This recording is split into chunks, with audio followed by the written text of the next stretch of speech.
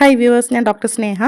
അപ്പോൾ കഴിഞ്ഞ വീഡിയോയിൽ 18ാമത്തെ ആഴ്ചയിൽ കുഞ്ഞിൻ്റെ ഡെവലപ്മെൻറ്റും അതുപോലെ തന്നെ അമ്മമാർ ശ്രദ്ധിക്കേണ്ട കാര്യങ്ങളും ഗർഭകാലത്ത് എങ്ങനെയാണ് എന്നുള്ളതിനെ പറ്റിയാണ് പറഞ്ഞിരുന്നത്. അപ്പോൾ നേരത്തെ ഉള്ള വീഡിയോസിലും 1ാമത്തെ ആഴ്ച മുതൽ 18ാമത്തെ ആഴ്ചയുള്ള വീഡിയോസ് മുന്നേ ചെയ്തിട്ടുണ്ട്.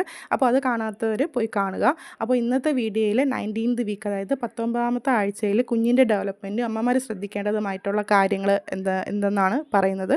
അപ്പോൾ നമുക്ക് വീഡിയോയിലേക്ക് പോകാം.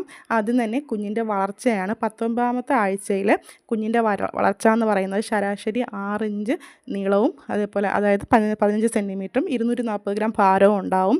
കുഞ്ഞിൻ്റെ കിഡ്നി ഇപ്പോൾ മൂത്രം ഉൽപ്പാദിപ്പിക്കാൻ കഴിയും. അതുപോലെ തന്നെ ഊഹവും അതിവേഗം പക്വത പ്രാപിക്കും. കുഞ്ഞിൻ്റെ മസ്തിഷ്കം സൂക്ഷ്മനാഡിയും സങ്കീർണമായി രൂപപ്പെടും. 19 ആഴ്ച കുഞ്ഞിന് പുറത്തുള്ള പ്രകാശവും ശബ്ദവും സ്പർശനവും എന്നിവയോട് കുഞ്ഞ് പ്രതികരിക്കാൻ തുടങ്ങും. അമ്മയുടെ ഹൃദയമിടിപ്പും ശബ്ദവും എന്നിവ കേൾക്കാൻ സാധിക്കും. കുഞ്ഞിൻ്റെ എല്ലിൻ്റെ വളർച്ച അതിവേഗം ശക്തമായി തന്നെ രൂപം കൊണ്ട് തുടങ്ങും. കുഞ്ഞിന് ചെറിയ ചെറിയ വിരലുകൾ അനങ്ങാൻ തുടങ്ങും. കൈകാലുകൾ ഉപയോഗിച്ചിട്ട് ചവിട്ടാനൊക്കെ തുടങ്ങും. ചവിട്ടാനും നീട്ടാനും ചലിപ്പിക്കാനും ഒക്കെ തുടങ്ങും കുഞ്ഞ് ഈ സമയം മുതൽ.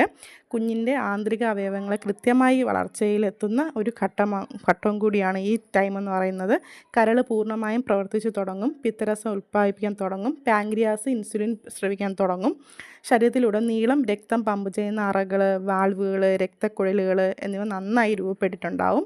അൾട്രാസൗണ്ട് ഉപകരണം ഉപയോഗിച്ച് കുഞ്ഞിൻ്റെ ഹൃദയമിടിപ്പ് അറിയാൻ സാധിക്കും. കുഞ്ഞിൻ്റെ മുഖം വ്യക്തമായിട്ട് രൂപം കൊള്ളുന്ന ഒരു ടൈം കൂടിയാണ് ഈ സമയം. ഇതൊക്കെയാണ് പ്രധാനമായും 19ാമത്തെ ആഴ്ചയിൽ കുഞ്ഞിൻ്റെ ഡെവലപ്മെൻറ്റിൽ ഉണ്ടാകുന്ന കാര്യങ്ങൾ.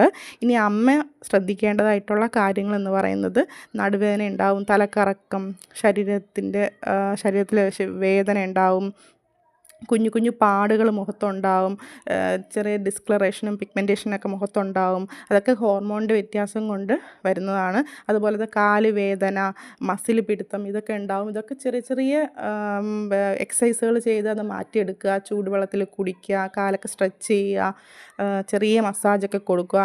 ഇതൊക്കെ കൊടുക്കുന്നത് ആ സമയത്തുണ്ടാവുന്ന ബുദ്ധിമുട്ടുകൾ ഒഴിവാക്കാൻ സഹായിക്കും.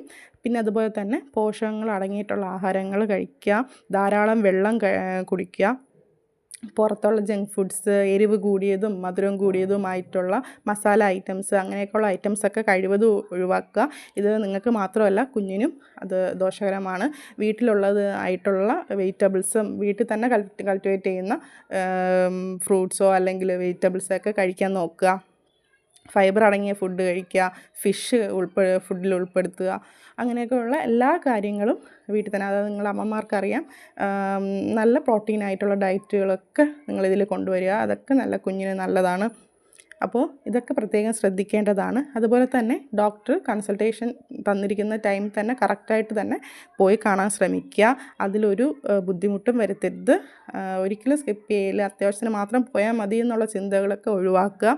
എന്തെങ്കിലും അത്യാവശ്യം വരികയോ അല്ലെങ്കിൽ എന്തെങ്കിലും ബുദ്ധിമുട്ടുകൾ സഹിക്കാൻ പറ്റാത്തതായിട്ട് വരിക ഉണ്ടെങ്കിൽ തീർച്ചയായിട്ടും നിങ്ങൾ ഡോക്ടറിനെ കണ്ട് കൺസൾട്ടേഷൻ എടുക്കേണ്ടത് അത്യാവശ്യമാണ്. അതിൻ്റേതായിട്ടുള്ള ട്രീറ്റ്മെൻറ്റ് എടുക്കേണ്ടതും അത്യാവശ്യമാണ്. അപ്പോൾ ഇതാണ് 19ാമത്തെ ആഴ്ചയിൽ പറയുന്ന കാര്യങ്ങൾ. അപ്പോൾ എല്ലാം ശ്രദ്ധിക്കേണ്ടത് അത്യാവശ്യമാണ്. അപ്പോൾ എല്ലാവർക്കും അടുത്ത വീഡിയോയിൽ കാണാം. Thank you.